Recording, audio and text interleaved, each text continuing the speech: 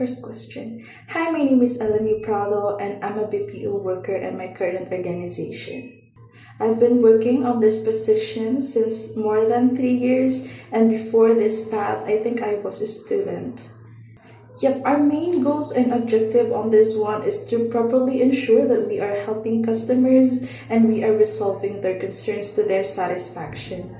In a typical day, of course, make sure that your tools are ready. So whenever someone calls you in, you are prepared and you are resolving their concern whenever they ask for our help. Yep.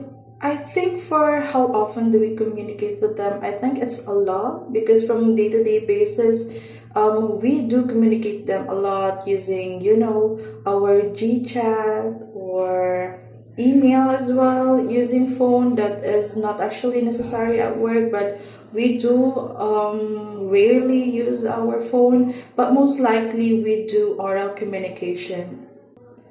Yep, so for messages, make sure that you're sending an updates with your colleagues, supervisors, or so on. And then aside from the updates, of course, you send reports on what's happening to you as well. I think oral communication is actually very important in our role because this is our bread and butter in order for us to get to an our day-to-day basis.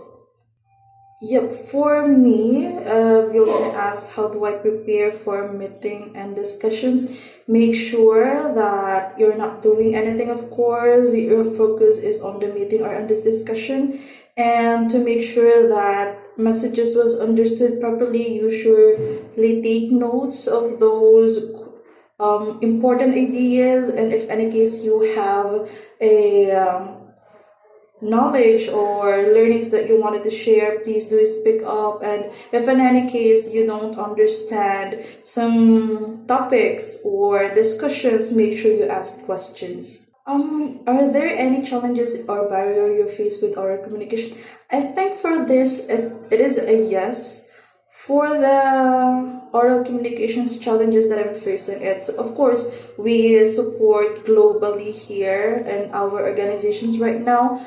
But the main barrier that I can think of is language barrier because sometimes when customers call us to ask for a help, they are not actually what they call this.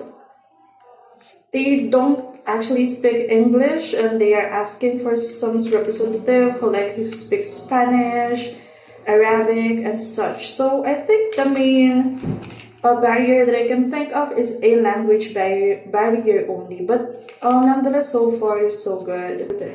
I think written communications is actually necessary, and formats make sure that it's professional, clear, but short, and that has the details on it. The tools that we've used in sending written communication is of course 360 Office, which includes Teams, Outlook. We send email using Outlook, and other than Outlook we use Gmail as well. I think written communications is actually necessary, and formats make sure that it's professional, clear, but short, and that has the details on it. The tools that we've used in sending written communication is of course 360 Office, which includes Teams, Outlook. We send email using Outlook, and other than Outlook we use Gmail as well.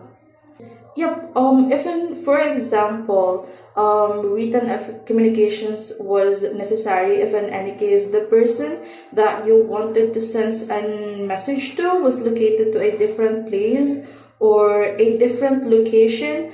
So rather than communicating by them physically, it will be more convenient if you're just gonna send an email, right? So yep, I think that's one of the best example why written communication was very effective.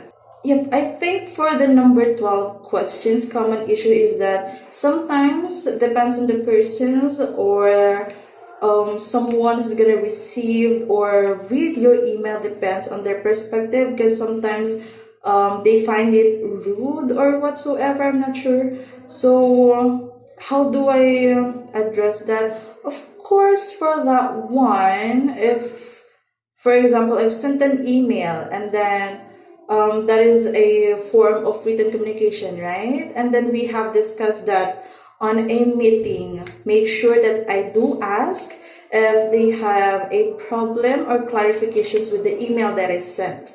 So that's what's the common issues and how do I deal with them.